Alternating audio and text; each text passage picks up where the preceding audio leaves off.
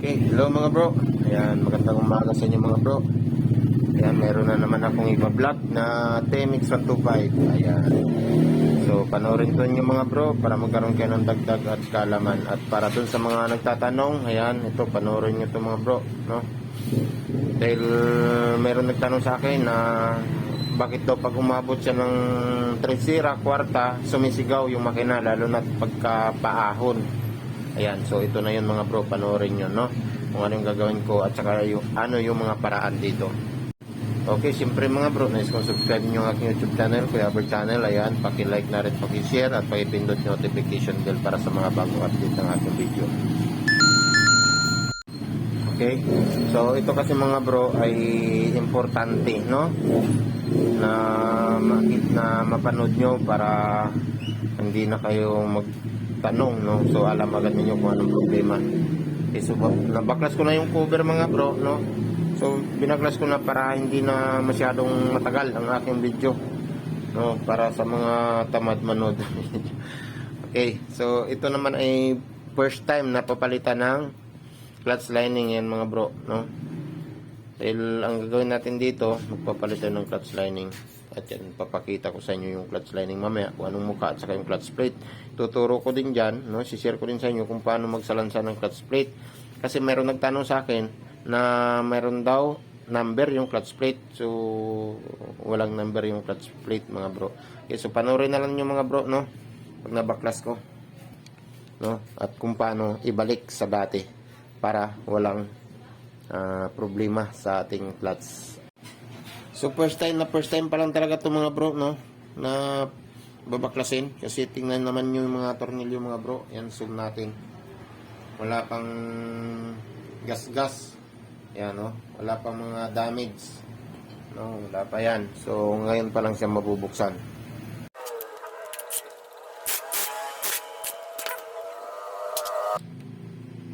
So sa pagtatanggal pala nito mga bro, dahil karamihan ng mekaniko ito yung pinoproblema, no, sa pagtatanggal dito. Kapag tumigas to, mahirap tanggalin, no, kasi screw lang. So dito sa akin mga bro, ito yung tekniko dito So share ko lang to sa inyo. So ito yung nilalagay kong kalang doon sa gear.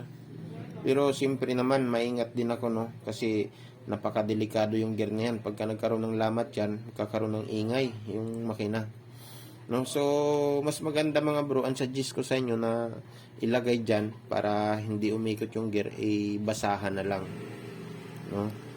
Pero sa akin kasi mga bro, ayaw ko rin maglagay ng basahan kasi yung basahan kinakain ng gear, pumapasok sa loob. So siyempre pag inikot mo yan at kinain ng gear yung basahan, no, mag-i-expand yun, mag-aangat yung gear, itutulak nun, no? So ayaw ko rin yun. Pero para mas safety, no? So yun na lang suggest ko sa inyo. So kanya-kanya lang naman paraan yan mga bro, di ba? Kanya-kanyang diskarte lang. So pag natanggal natin yung cover dito mga bro, ang susunod natin na babaklasin itong lock nut sa ilalim, no? So katulad din siya ng lock nut sa clutch housing. Yan, so very simple lang mga bro, no? Napakasimple lang tanggalin. Basta kumpleto lang kayo sa tools. Huwag lang pupukpukin. Okay, so dito mga bro, kapag nagbaklas kayo mga bro, kasi meron din na nagtatanong sa akin, no, nga bakit daw nung una wala pang ingay, wala pang ugong. So nung nagpapalit ng clutch lining, pagbalik maugong na. So alam nyo mga bro, dito yan, no, yun yung sinasabi ko at sinishare ko. No, kaya lang minsan mayroong mas marurunong at magagaling, pero okay lang at least kapag share ko sa inyo. Yan, so itong pinion gear, ganun, okay. Itong pinion gear mga bro, pag tinanggal natin ganyan, no, tandaan, no, o kaya halimbawa hindi nyo na tandaan, no, mayroon naman ditong palatandaan sa gear. Pag nakita nyo yung makintab na yan na tinatamaan ng gear dito, no, so kasi pag nagkabaliktad to mga bro, doon magkakaroon ng ingay or ugong kasi iba na yung tatamaan ng gear sa clutch housing. Kaya dapat susundan natin yung dating posisyon. Ayan, no? So dapat pagbalik natin ganun pa rin, no? para walang magiging problema. No, kasi pag nagkabaliktad yan, iba na yung tatamaan ng gear, no, wala na siyang kain, maninibago siya, so posible magkaroon ng ugong. No. Tapos ngayon mga bro, ito na, magbabaklas na tayo ng clutch lining. Ayan. So laging tandaan mga bro, kapag sumisigaw na yung makina sa mga ahonin, paakyat, no, ibig sabihin slide na yung clutch lining. Ayan. So number 1 dito mga bro, i-check natin itong housing, itong pressure plate, no? Pag may kain to, mas magandang palit na lang tayo agad ng ganitong pressure plate. Pero tulad nito mga bro, napakaganda pa o wala pang damage. So balik lang natin to, no? Okay, tapos ayan, clutch lining na, no? Ayan. Okay. Clutch lining. Ayan, check natin yung clutch lining. Kita nyo mga bro, itim na, no? Nagtututong na. Kaya nag-slide na siya. Ayan. Okay. So ito naman sa TMX 125, ito first time na nabaklas. Ganito yung position, ano. Ito. So siyempre na nandito sa ilalim yan, no. Nakakabit pa siya. Binabaklas ko. Pero pag assemble mamaya, pabaliktad na kasi sa labas na ako mag-assemble. So isi-share ko din yun. So tingnan niyo yung mga number mga bro nasa ilalim, no. Yan, pagtanggal ko nito, yung number ng clutch lining nasa ilalim. Ayan, okay, tandaan yan.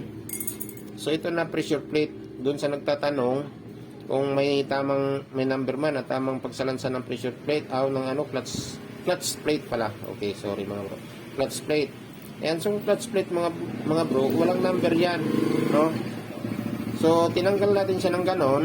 Ito yung babasihan natin mga bro. Itong kanto na to, mapurol. Itong kanto na to sa loob, matalas. Ayan. So ganun din dito mga bro, ito mapurol, no?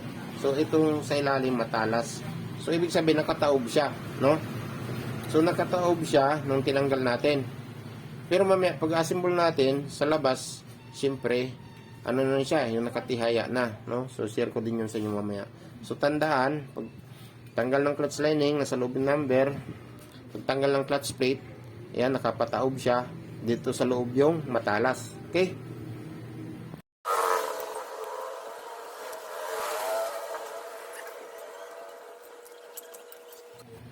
Okay, mga bro. So, ito na yung kabilang pressure plate, no? Yung nasa loob, inner, no? So, ayos pa. Napakaganda pa mga bro. Ito, isa rin to. Pag may kain na to mga bro, palitan na lang agad ninyo, no? Para mas matagal mag-slide uli. Kasi pagka may kain na to at hindi nyo pinalitan kaagad, no? Saglit lang, ilang buwan lang, mag-slide na naman yung clutch lining. Ayan. So, yan yung mga dagdag alaman mga bro. At isi-share ko sa inyo pag-assemble natin mga bro, no? Para malaman din ninyo kung paano ibalik sa dati.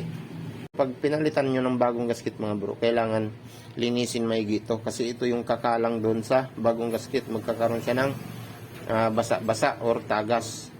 Okay. Okay mga bro, ayan, so mag-assemble na ako ng clutch lining, no? So, ito na yung sinasabi ko, pagka tinanggal ninyo itong pinion gear, kailangan pagbalik, susundan natin yung dating position. Okay? Yung may kain ng gear ng clutch housing. Ayan. Okay, so ganun lang mga bro, no? Para walang problema sa pag-assemble. Ayan. So, tapos, siyempre, kabit natin itong spacer, no? Spacer lock washer na rin siya para hindi aatras yung clutch housing. Ayan. So dito ang position mga bro, no? Ayan, tuturo ko din. Itong flat at matalas ang kanto sa labas para hindi siya sasayad. So ito kasi mga bro, medyo umbok siya ng konti, no? Yung umbok ng konti, yun yung nasa loob na tumatama doon sa kanyang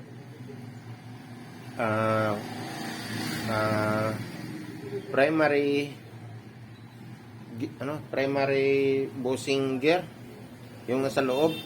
Ano bang tawag niyan? Kalimutan ko na. Para hindi siya sasayad to sa clutch housing. Yan, bahala na kayo kung anong tawag dyan. Para kahit umikot yung clutch housing, iikot din to mga bro. Yan, hindi siya sasaya doon kasi nakaumbok yung ilalim nun, no? Huwag magbabaliktad. So pag nagkabaliktad, sasayad to doon sa clutch housing. Ayan, so yun yung tandaan mga bro. Okay?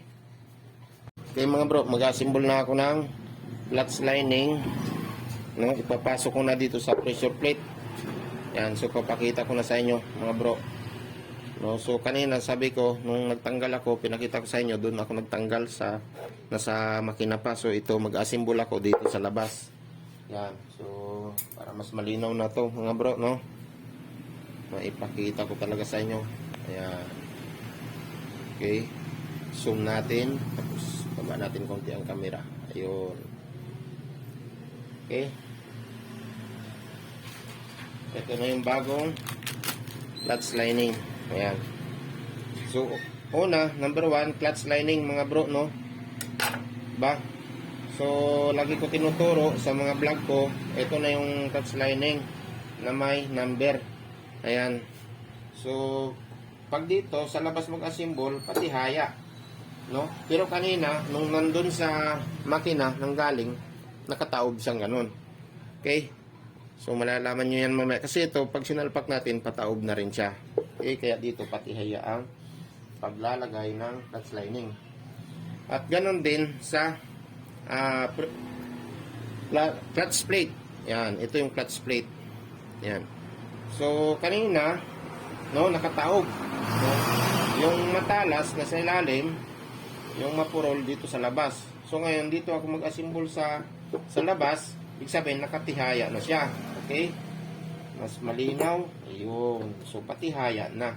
Para pag salpak natin dun sa makina, nakataob na siya.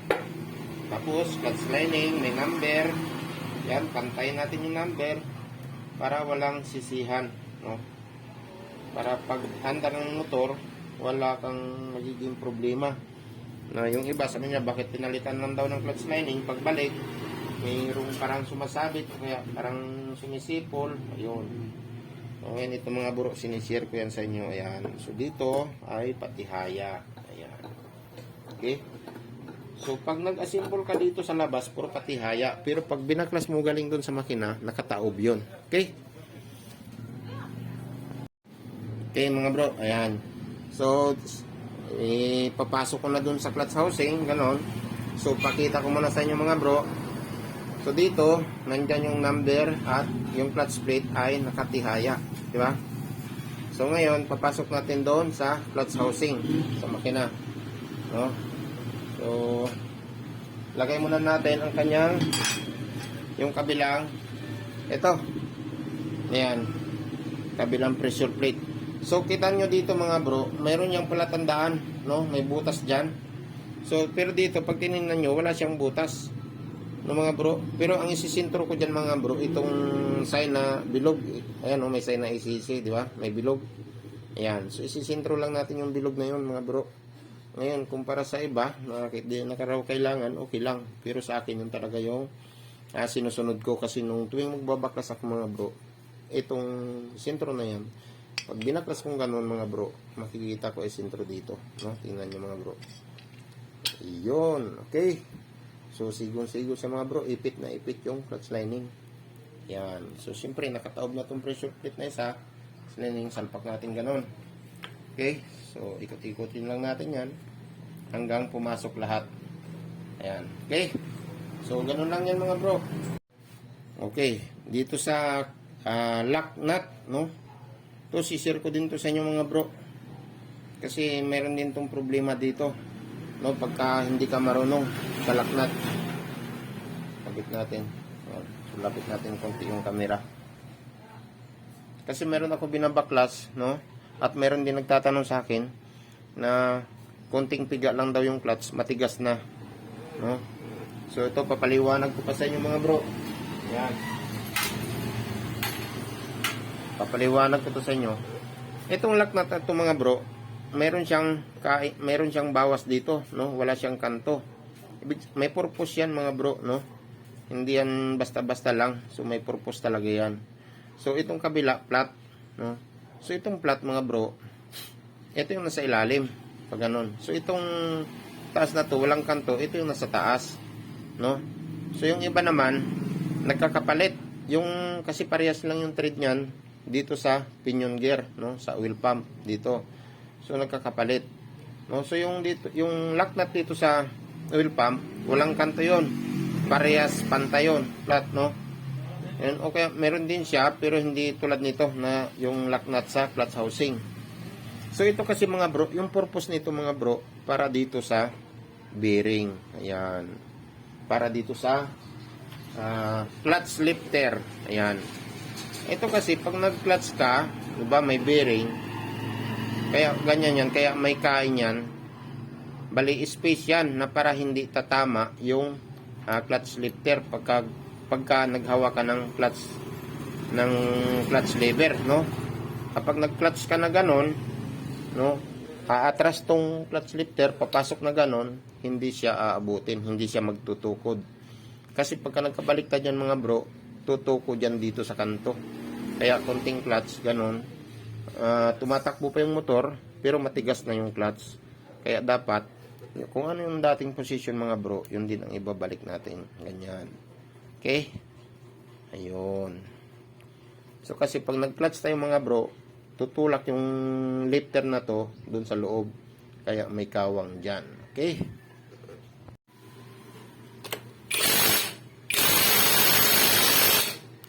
Okay. Okay, so ito na yung sa oil pump mga bro, no? Yan, kabit na natin sa oil pump. So yun yung pinaka lock nut. So yung lock nut dito mga bro, wala naman problema, no? So kahit magkabaliktad dyan, okay lang. Kahit magbaliktad-baliktad, okay lang yun. Walang problema. So yung importante lang dito sa clutch housing, sa pressure plate, no? Yan ang importante mga bro.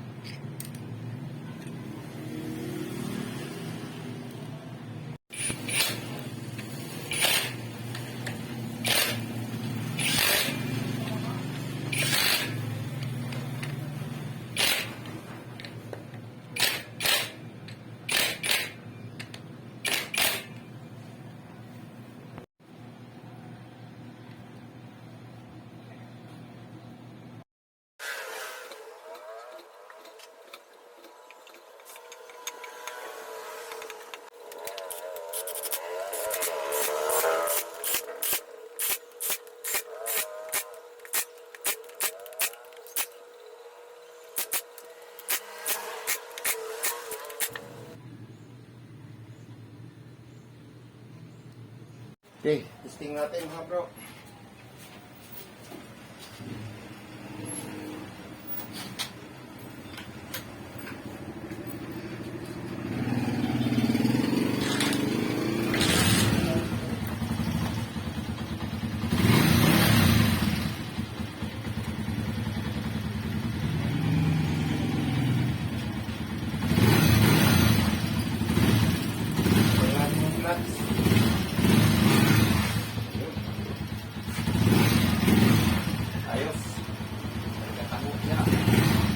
Walang hugong at malakas ang kabel. Okay.